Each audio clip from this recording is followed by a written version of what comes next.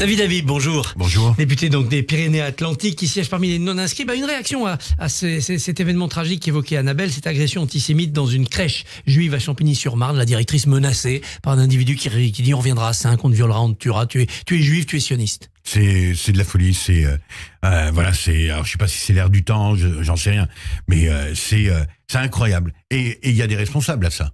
C'est qui alors les responsables? Bien sûr, c'est toutes celles et ceux qui oublient que le 7 octobre il s'est passé quelque chose. Et que si quelqu'un a été victime le 7 octobre, c'est à la fois le peuple d'Israël et puis globalement l'Occident. Si on va dans une crèche, on tient de tels propos, en oubliant le 7 octobre, en oubliant les victimes, en oubliant les atrocités qu'il y a, ça relève de la psychiatrie. Ces responsables, c'est aussi les politiques qui sûr. ont dit Hamas, mouvement de résistance. Bien sûr. Et qui ont refusé de qualifier le Hamas de terroriste. Et si on veut élargir les responsabilités, elles sont, vous pensez à la France Insoumise, vous pensez à d'autres formations politiques qui très vite se sont solidarisées avec le Hamas, je pense au NPA, etc. Mais c'est aussi Guiraud dont on parlait à l'instant. Il a été élu député parce qu'il y a eu un accord de la NUPES. S'il n'y avait pas eu cet accord, il y aurait eu un candidat socialiste face à lui au premier tour. Et il aurait été vraisemblablement éliminé. Aujourd'hui, la NUPES... Et donc c'est Olivier Faure. Le responsable aussi de cela, il a monté la machine infernale. Là, et c'est une responsabilité historique que j'avais dénoncée. J'étais le seul parmi les sortants du groupe socialiste. C'est une responsabilité historique. On a mis à l'Assemblée nationale des gens dangereux qui tiennent des propos dangereux. On peut en sortir. La NUPES, l'intergroupe, aujourd'hui, il est suspendu, il est éteint. Oui, mais en arrière-plan, il y a toujours un accord susceptible d'être passé à la faveur des élections présidentielles, pas européennes, mais présidentielles, avec au moins l'électorat de la France Insoumise. Électorat à qui on a donné une part de responsabilité, une part de pouvoir. Or, cet électorat, il y a toujours eu dans le pays des femmes et des hommes qui étaient anti-système, qui étaient radicaux, qui étaient d'extrême gauche. On l'avait écarté. Et c'est notamment la gauche historique qui l'avait écarté. La gauche du gouvernement avait réussi à l'écarter. Et là, on l'a réintroduit dans le jeu politique. C'est une erreur historique. S'il y avait une dissolution aujourd'hui, le bruit circule, même si la réalité semble fantasmatique. Cette NUPES, elle repartirait. Il y aurait un nouvel accord. Bien sûr. Sinon, il serait éliminé au premier tour. Vous savez qu'il y a une règle qui fait qu'avec 12,5%, si vous n'avez pas atteint 12,5% des inscrits, vous ne pouvez pas vous présenter au second tour. Ils seraient à peu près tous éliminés. Et ils le savent. D'autant que nous, la gauche social-démocrate, on ne sera pas absent du débat. Et on présentera aussi des candidats. Oui. Vous étiez en Israël il y a quelques jours. Quel pays avez-vous trouvé traumatisé, tétanisé? Traumatisé, oui. Tétanisé, non. La vie est toujours aussi intense. On parlait de Tel Aviv, c'est des embouteillages, c'est du bruit, c'est des gens dans les cafés, dans les restaurants. C'est beaucoup d'équipes de télévision. Je crois que c'est du monde entier. La densité de journalistes doit être la plus forte au monde. C'est en même temps, j'étais à Kfar Aza, qui est un des villages qui touche Gaza. C'est des scènes à la fois horribles parce que j'ai vu les maisons, j'ai vu les obus, et il y a un enfant d'une famille qui est revenu sur le lieu. Il n'était pas revenu depuis un mois, et à un moment donné, il a crié un cri de joie. Il avait trouvé un cahier sur lequel il collait des affichettes, des vignettes Panini de joueurs de football. Et ça n'avait pas été touché par les terroristes du Hamas. Il était content. Joe Biden met la pression sur Israël. Faut bouger le gouvernement, faut passer à la phase politique suivante. Vous l'avez senti aussi sur place? Oui, à chaque fois, ça nous était évoqué. D'abord, il y a les Israéliens ne cachent pas leurs différences. Il y a une unité face au Hamas, mais les Israéliens disent tout de suite, il faudra, dès que la guerre sera finie, remettre les pendules à l'heure et notamment demander des comptes. Que des commissions d'enquête se multiplieront.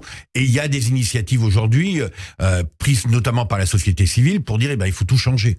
Ça va de Benjamin Netanyahou au cadre de l'armée, au service de renseignement. C'est un pays qui s'apprête à avoir un Big Bang sociétal, un Big Bang politique. Avec peut-être à la clé la fin de la proportionnelle, parce que c'est la proportionnelle qui a accouché de ce gouvernement. Bien sûr. Là, je souscris totalement. C'est le système le plus fou du monde.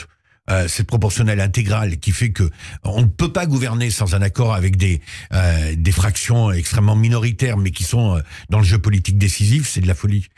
Et quand je pense que certains voudraient introduire ce système en France. Vous l'avez dit, ce Big Bang, il arrivera après la fin de la guerre, donc Netanyahou n'a pas intérêt à la fin de la guerre. C'est vrai, c'est vrai. Mais bon, j'espère qu'il a aussi un désir de servir son pays et son peuple.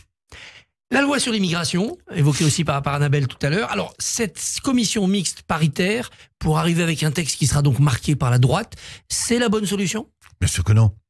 Bien sûr que non, il n'y avait pas d'autre solution à partir du moment où la motion de rejet a été refusée, mais c'était en amont qu'il fallait. Moi, j'ai voté contre la motion de rejet parce que depuis que les législatives ont eu lieu, vous aurez remarqué qu'on n'a pratiquement aucun débat sur les retraites. On n'est pas arrivé à l'article 7 qui a repoussé l'âge de la retraite. C'est passé au Sénat après. C'est passé au Sénat parce que notamment la France insoumise avait multiplié les amendements pour éviter ce débat. Pareil pour la loi immigration. On dépose une motion de rejet et donc on prend le risque que le texte soit beaucoup plus à droite. Moi, je suis très attaché au principe de régularisation. Je suis pas certain que parmi votre auditoire, tout le monde partage mon avis, mais j'interviens au moins 10 à 15 fois par an auprès de mon préfet pour lui dire, voilà, je suis saisi par tel chef d'entreprise qui souhaite que tel salarié qui est aujourd'hui dépourvu de papier puisse bénéficier d'un titre de séjour. Qu'est-ce qu'on fait de ces femmes et de ces hommes qui sont sur le territoire, participent à notre vie sociale et économique et qui, aujourd'hui, n'ont aucune réalité juridique? Vous le faites déjà, donc il n'y a pas besoin de loi. La circulaire Valls un peu modernisée, un peu musclée, ça pourrait suffire. Et donc on laisse l'arbitraire du préfet jouer.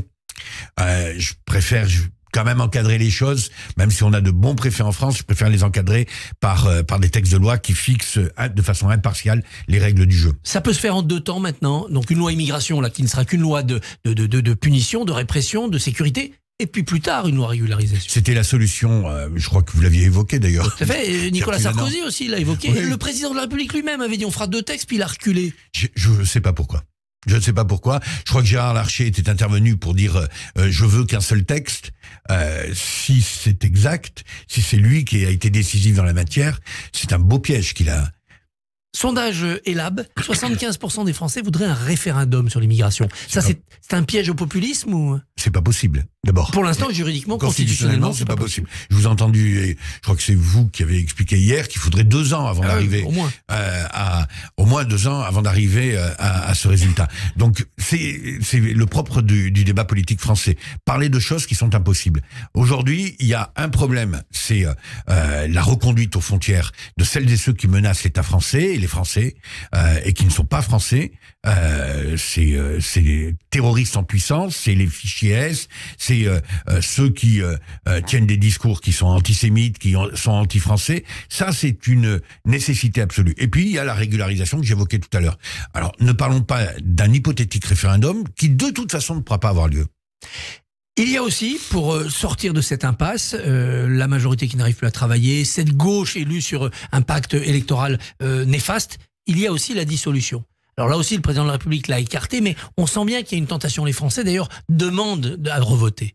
Oui, moi je l'entends chez moi. Oui. Alors j'espère que quand mes interlocuteurs le disent, ils s'adressent pas à moi en intuitu personné. Voilà, exactement. Bon, mais j'entends les Français en disant redonnez-nous. Alors ils parlent pas du référendum, mais redonnez-nous le droit de voter. Alors je mesure. On a, vous et moi, l'expérience de la dissolution de 97. Je mesure le risque que prend le président de la République, mais on peut pas accepter un pays qui soit bloqué. Alors, soit il recompose sa majorité, et il a pour un accord de gouvernement. Avec un accord de gouvernement, c'est ce que moi je souhaitais en 2022, c'est-à-dire qu'ils disent à un certain nombre de forces politiques sur l'école, sur la santé, sur la souveraineté industrielle, la question du médicament par exemple aujourd'hui, eh ben on se donne 3 ans pour régler ces problèmes. Et on fait abstraction de tout ce qui nous sépare. Et on a une majorité de missions, une majorité d'intérêt général. Une coalition à l'allemande, en quelque sorte. Bien sûr, c'est ça. Et il y a des femmes et des hommes qui intellectuellement étaient prêts à assumer ça. Je pense à Bernard Cazeneuve. Je pense à la Convention. Tout le discours qui est celui de Bernard Cazeneuve, c'est celui-là, c'est celui de l'intérêt général. Et je suis désolé, mais Emmanuel Macron aurait dû saisir cette opportunité. C'est peut-être pas trop tard. Grand rendez-vous avec la l'espère. nation, dit-il. Je l'espère. Initiative d'ampleur en janvier. C'est peut-être ça. Moi, j'ai pas d'informations sur ce que serait ce rendez-vous avec la nation, mais si c'est de dire fixons-nous des objectifs, réunissons-nous pour les atteindre, moi, j'y adhère tout de suite. Il y aura un grand débat au printemps. Normalement, c'est le débat sur la fin de vie. Ouais. On voit que dans le projet de loi qui s'esquisse, on pourra parler de suicide assisté, peut-être même d'euthanasie exceptionnelle décidée par les médecins quand le patient sera gravement malade et inconscient et souffrira. Vous criez casse-cou ou vous dites allez, maintenant faut le faire? Non, je dis qu'il faut le débat. Vous permettez de... vous vous souvenez vraisemblablement, Christophe Barbier, que lorsque le voile a été discuté à l'Assemblée nationale, Jean-Louis Debré avait pris une initiative inédite. Il avait demandé à chaque député de s'exprimer à la tribune. On avait chacun 5 minutes. Moi, je suis passé à 2h du matin, juste avant Alain Juppé, et chacun a fait valoir ses arguments. Ce qu'il faut, c'est sur ce sujet, qui est un sujet éminemment personnel, où les stratégies de groupe n'ont pas leur place. Ce qu'il faut, c'est qu'on interroge le pays. Ce que Jean-Louis Debré avait fait avec les députés, il faut le refaire avec les députés, c'est-à-dire 5 minutes. Les 577 députés viennent à la tribune pour dire ce qu'ils pensent, mais il faut le faire avec le pays. Il faut le faire avec toutes celles et ceux qui... Moi, j'ai été touché par un drame en début d'année.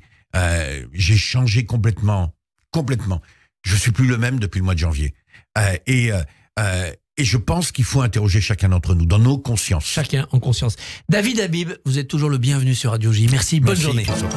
Merci Christophe Barbier. Demain, Sarah El Haïry, la secrétaire d'État à la biodiversité. Bonne journée Christophe.